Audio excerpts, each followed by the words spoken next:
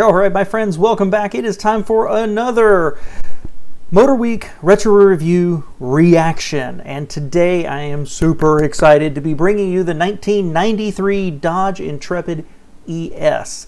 Now, I've done a whole video about the Intrepid purely because I think this is one of the best and most beautiful American cars, arguably, of all time, through two different generations. Now, while this is the first generation, and I think it's very good looking and more revolutionary than was appreciated at the time, I do think the second generation is much, much better looking and really that classic.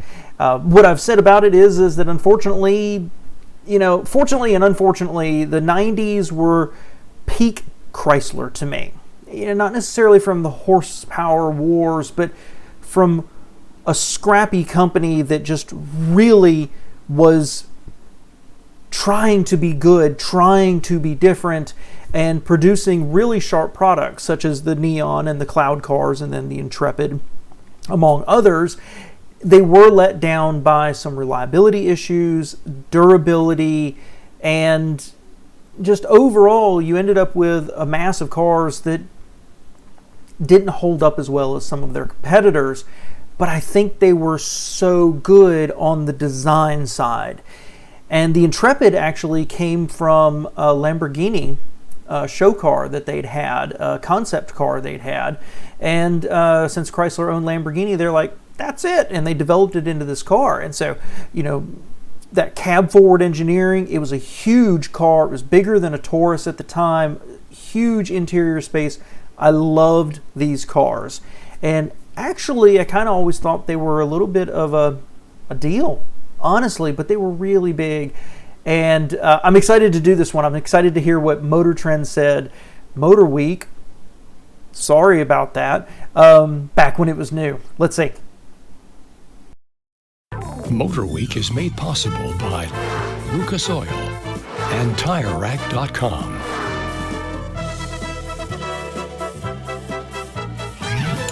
For years, America's automakers struggled to keep up with foreign competition.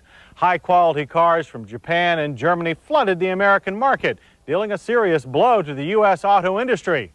But these days, the big three compete head-to-head with their foreign counterparts. Products like the Ford Taurus and Cadillac Seville are proof that America can build cars of world-class quality. Chrysler's newest contribution to the American Renaissance is a series of sedans known in the industry as the LH cars. Buyers will know them as the Chrysler Concorde, Eagle Vision, and this Dodge Intrepid. They're stylish, capable, and efficient. Further proof that American car makers are back in style. So, so let me comment on it. I don't know what to say. I love this car. That's what I want to say here. I've never loved the front end. That's why I like the second generation a little bit better. It's a little too thin. Thin headlights. This is a theme you'll hear on this channel, and I say it about new cars now. We've thinned up headlights, and I don't like a little squinty headlights. But I like how they've got the intake under the bumper. It's got kind of the Dodge symbol to it. This is incredibly stylish. They kind of trapezoided the wheel arches, not rounded, it looks like. But just a cohesive, nice package. Always thought the trunk looked just a little too long. Just a touch. Kind of reminds me of like the Olds Trofeo. But I'm really nitpicking here. I love this car. And I think it's incredibly handsome and far better looking than anything that GM or Ford was selling at the time.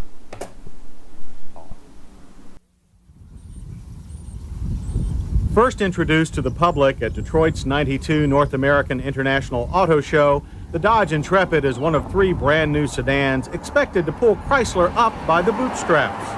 Using design cues from the 1987 Lamborghini Portofino concept car, the cab-forward style of the LH gives the design a very international look.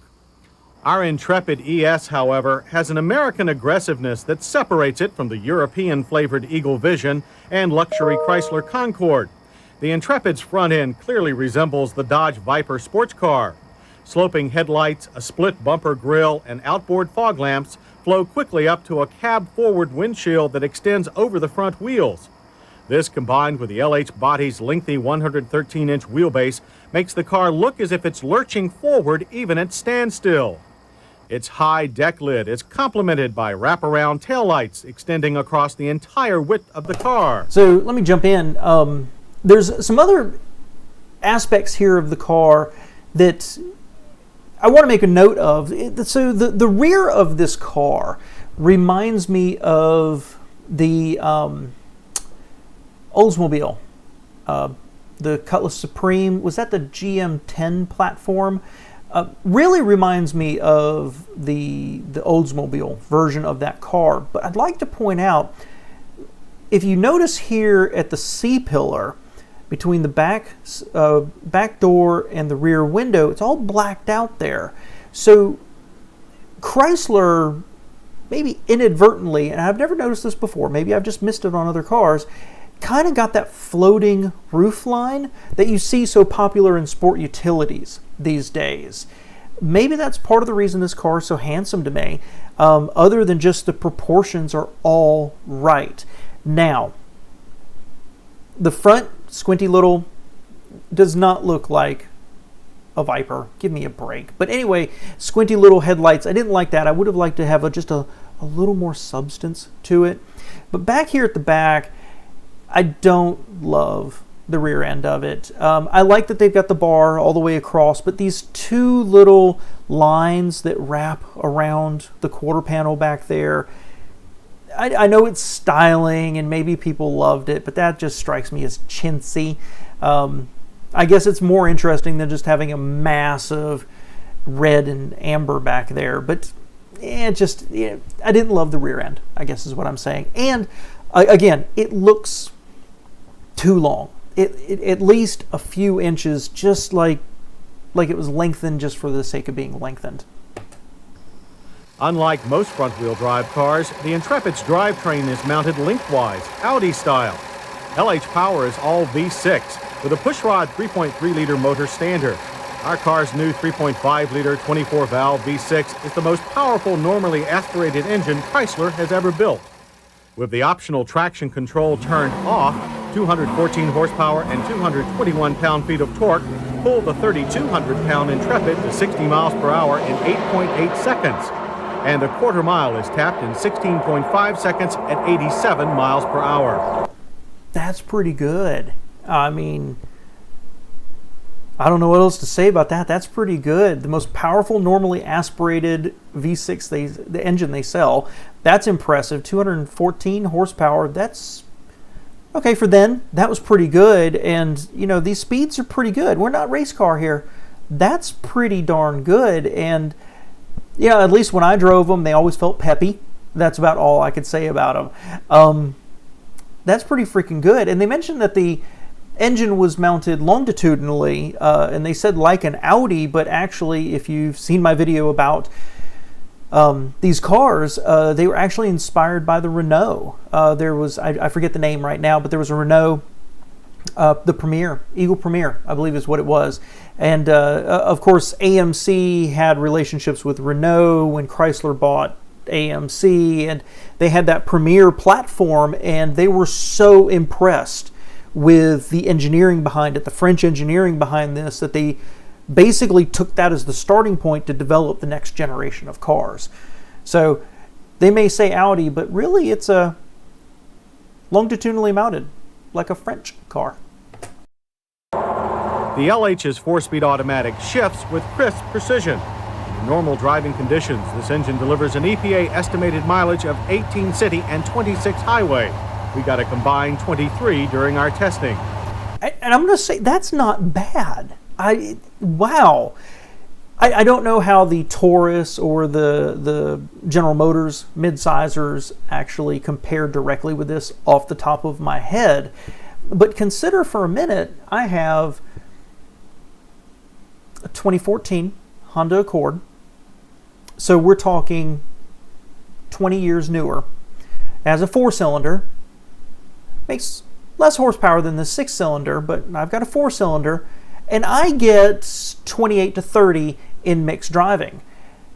For something that's a much larger car with a V6, that mileage strikes me as really good. Really pretty impressive. Four-wheel independent strut suspension connected to one of the most rigid chassis in its class does a fabulous job of keeping the big sedan going where it's pointed. Of the three suspension setups offered, we prefer the mid-level touring package for everyday driving. A bit of understeer, typical for front drivers, occurs when the car is really pushed to its limits. Under emergency conditions, minimal body roll helps the driver keep the car stable and easily under control. Braking is also rock solid. With the anti-lock option, our car's all-disc setup brought things to a halt in only 160. That's really good. I think there's some other cars we've seen. I think it was luxury car Comparo maybe. Like 115 feet. That's really good for a average mid-level American large sedan. And the same thing, as they were going through the cones, it rolled a little bit. I'm sure they talked about understeer. That looked neat and tidy. There's some of these you watch, and that as they go through the cones, progressively it looks like the tail goes out just a little bit more. This looked utterly composed. Very impressive to my eyes. 16 feet from 60 miles per hour. The interior of the Intrepid is just as stylish and pleasing as its outside. The dash wraps around the cabin, but does have a lot of seams. Controls are well laid out and have a quality feel to them. Airbags for both driver and front passenger are standard on all LH cars. Cab forward means wider doors and easy access to our car's power leather front bucket seats. There is plenty of room, yet the atmosphere is form-fitting and sporty. Unfortunately, no sunroof keeps the Intrepid from being even sportier. Intrepid ES gauges are black on white by day and green on black by night. Either way, they are easy to read, but still lack an oil pressure gauge and voltmeter. So overall, I just want to jump in here. This is what I'm talking about when I get excited about what Chrysler was doing in those early 90s, before Daimler, before Cerberus. They were doing a lot right. I would take a Chrysler interior over a Ford or a General Motors interior any day of the week, and I think, at least in terms of functionality and style, they were right there with the best from Toyota, Nissan, Honda. Look at the buttons right here.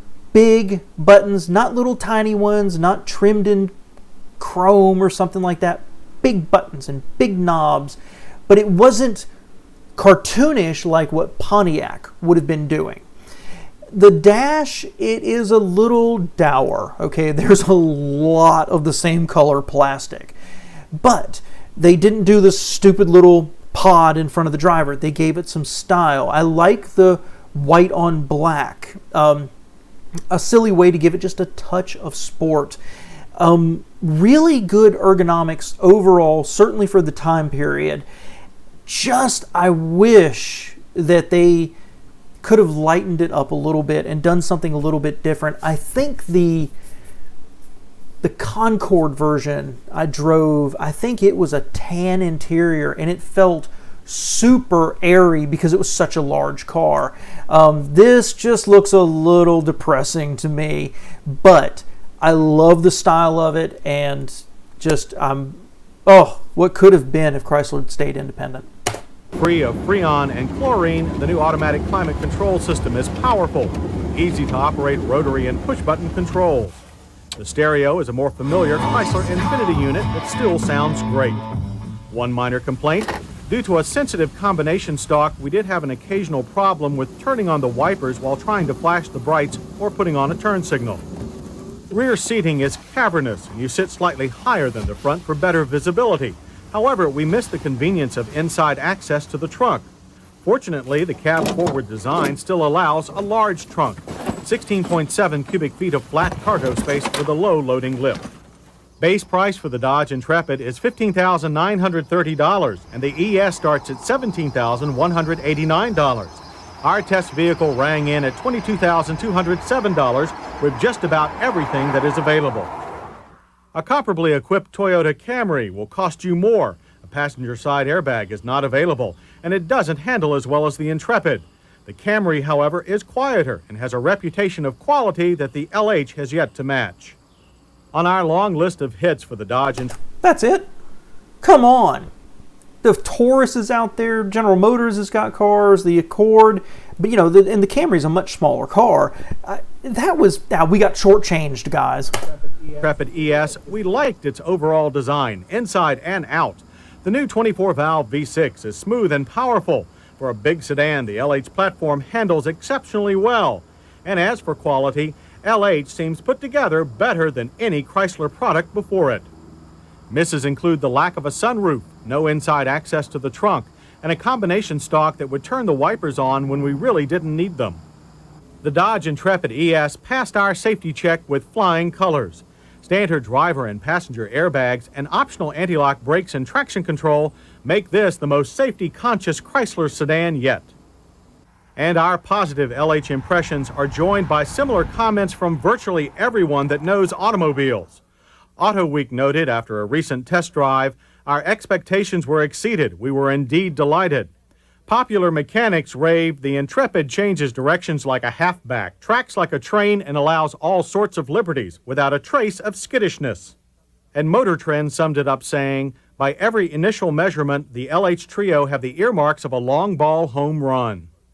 The Chrysler LH cars are so good and so unlike any past Chrysler products, we urge buyers to look at the Dodge Intrepid or Eagle Vision or Chrysler Concorde without prejudice. The LH not only signals new hope for Chrysler, but for all of the U.S. auto industry. These are wonderful cars. Wow, what a strong finish. And I'll be honest, I did not expect that. I remember when they came out, I remember the positive reviews. I remember going into a dealership and looking at them and the second generation. But that was a really good, that's a strong summary right there.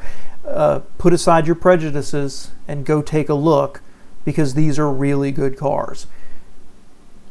I love it. I love it. And again, I said it just a little while ago, what could have been if Chrysler had stayed independent and not wasted nearly 2 decades in the wilderness pumping out rebadged Fiats later on.